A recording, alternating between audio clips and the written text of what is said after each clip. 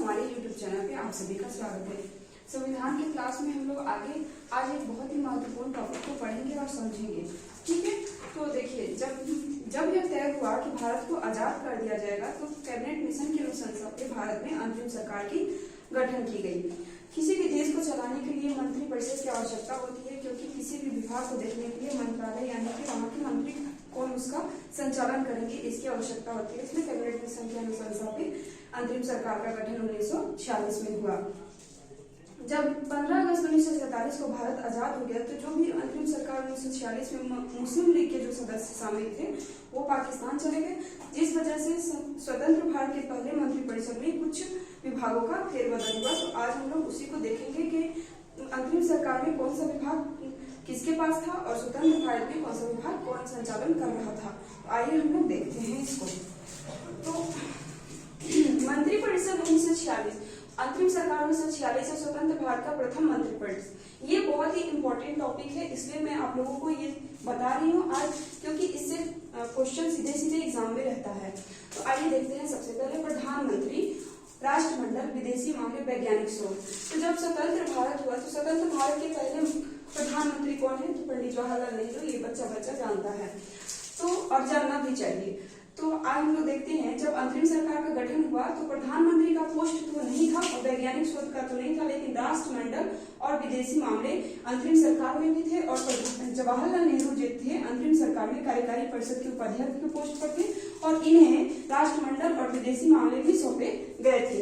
और ये स्वतंत्र भारत में पंडित जवाहरलाल नेहरू जो थे वो प्रधानमंत्री के पोस्ट पर थे और इनको ये अन्य विभाग भी था। स्वतंत्र भारत में ये चारों विभाग था, जबकि अंतरिम सरकार में प्रधानमंत्री और वैज्ञानिक शोध को छोड़ के राष्ट्रमंडल और विदेशी मामले थे और कार्यकारी परिषद के उपाध्यक्ष के रूप में नियुक्त थे कौन? जवाहरलाल नेहरू। आगे हम लोग देखते हैं गृह, सूचना और प्रसारण मंत्रालय किसके पास था? तो गृह, सूचना और प्रसारण मंत्रालय सरदार वल्लभ भाई पटेल के पास था, यानी कि स्वतंत्र भारत के पहले गृह मंत्री भी सरदार वल्लभ भाई पटेल ही थे और अंतरिम सरकार में भी वो गृह एवं सूचना मंत्रालय के पोस्ट पर ही थे। इसमें कोई बदलाव नहीं हुआ था। आगे देखते हैं रक्षा मंत्रालय किसके पास था? तो रक्षा मंत्रालय में भी दोनों यानी अंतरिम सरकार में भी और स्वतंत्र भारत के पहले कैबिनेट में भी बलदेव सिंह ही थे। ठीक है, इसमें कोई बदलाव नहीं हुआ। अब हम देखते हैं शिक्षा मंत्रालय किसके पास था? तो शिक्षा मंत्रालय जो था वो अंतरिम सरकार में सी राजगोपालाचारी के पास था, जबकि स्वतंत्र भारत के पहले शिक्षा मंत्री कौन बने थे? तो अब्दुल कलाम आजाद। इनसे रिलेटेड एक ये भी फैक्ट है कि कांग्रेस के सबसे युवा अध्यक्ष भी बने थे और कांग्रेस के सबसे सर्वाधिक समय तक रहने वाले अध्यक्ष भी मौलाना अब्दुल कलाम आजाद ही हैं। ठीक है, तो इसको भी आप लोग साइड से ध्यान में रखेंगे। शिक्षा मंत्रालय में देखिए अंतरिम में सी राजगोपालाचारी और स्वतंत्र भारत में मौलाना अब्दुल कलाम आजाद। और वाणिज्य मंत्रालय देखते हैं, वाणिज्य मंत्रालय किसके पास था? तो अंतरिम सरकार में आई चौधरीगढ़ अंतरिम सरकार में वाणिज्य मंत्रालय में थे, वाणिज्य मंत्री के पोस्ट पर थे। और स्वतंत्र भारत के पहले वाणिज्य मंत्री H.C. भाभा बने। ठीक है, नेक्स्ट देखते हैं कारखाना और ऊर्जा मंत्री जो थे अंतरिम सरकार में। यहाँ पे देखिए स्वतंत्र भारत के पहले जो थे वाणिज्य मंत्री कौन थे? H.C. भाभा थे। वो H.C. भाभा अंतरिम सरकार में किस पोस्ट पर थे? तो कार्य और ऊर्जा मंत्रालय इनको सौंपा गया था अंतरिम सरकार में, जिन्हें बाद में स्वतंत्र भारत में वाणिज्य मंत्रालय सौंप दिया गया।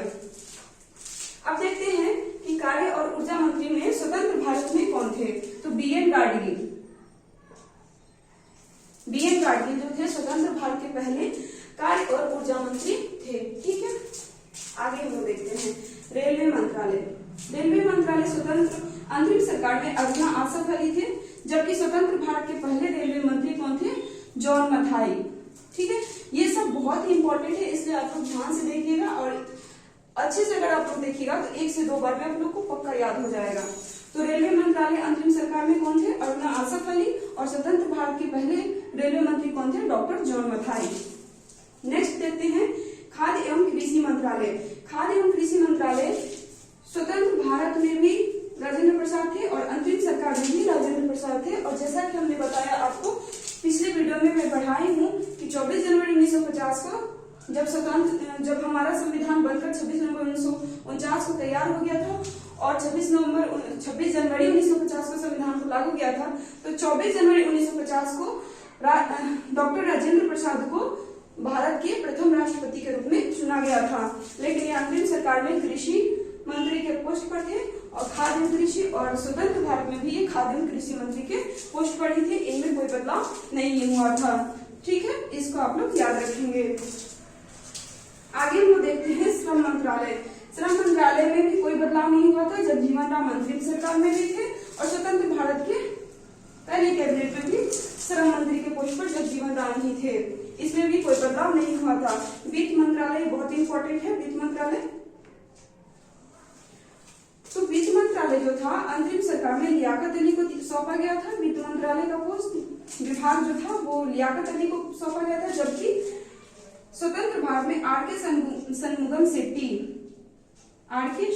शेट्टी को वित्त मंत्रालय सौंपा गया था स्वतंत्र भारत में। यानी कि स्वतंत्र भारत के पहले वित्त मंत्री कौन थे? अगर आप क्वेश्चन ऐसे आता है कि स्वतंत्र भारत के पहले वित्त मंत्री कौन थे, तो आर के षणमुगम शेट्टी थे। क्लियर है? चलिए हम लोग नेक्स्ट देखते हैं विधि मंत्री। विधि मंत्री में जोगेंद्र नाथ मंडल जो थे वो अंतरिम सरकार में विधि मंत्री के पोस्ट पर थे, जबकि ये आप लोग अच्छे से जानते होंगे स्वतंत्र भारत के पहले विधि मंत्री कौन थे? भीमराव अम्बेडकर जो थे स्वतंत्र भारत के पहले विधि मंत्री थे, और इनको संविधान का पिता भी कहा जाता है, संविधान का जनक भी कहा जाता है। तो ये आप लोग याद रखेंगे। इनको संविधान का पिता क्यों कहा जाता है? जो प्रारूप तैयार करने के लिए, भारतीय संविधान का प्रारूप तैयार करने के कारण इन्हें संविधान का पिता कहा जाता है। ठीक है, आइए हम लोग नेक्स्ट देखते हैं उद्योग एवं आपूर्ति मंत्रालय। उद्योग एवं आपूर्ति मंत्रालय अंतरिम सरकार में जॉन मथाई को दिया गया था, जो स्वतंत्र भारत के क्या थे? जॉन मथाई स्वतंत्र भारत के पहले रेलवे मंत्री थे। ठीक है, तो इनको अब देखिए अंतरिम सरकार में ऐसे आप रिलेट करके देखिएगा, तो ऐसे भी आप लोग पढ़ सकते हैं कि जॉन मथाई अंतरिम सरकार में कौन से मंत्री थे? उद्योग एवं आपूर्ति मंत्रालय। स्वतंत्र भारत में कौन से मंत्री थे?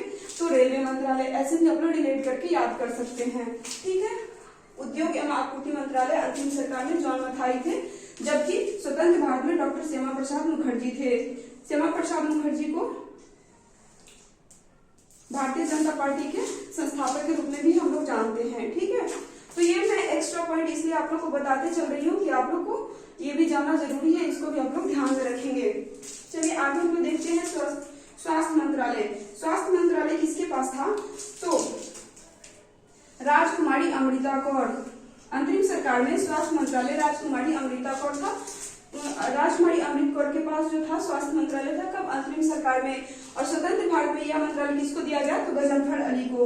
इनके बारे में इंपॉर्टेंट फैक्ट्स है, आप लोग याद रखेंगे, ये विविध से रिलेटेड है कि स्वतंत्र भारत की पहली केंद्रीय मंत्री कौन थी? महिला, तो वो राजकुमारी अमृत कौर थी। ठीक है, तो यही था, ये टेबल है।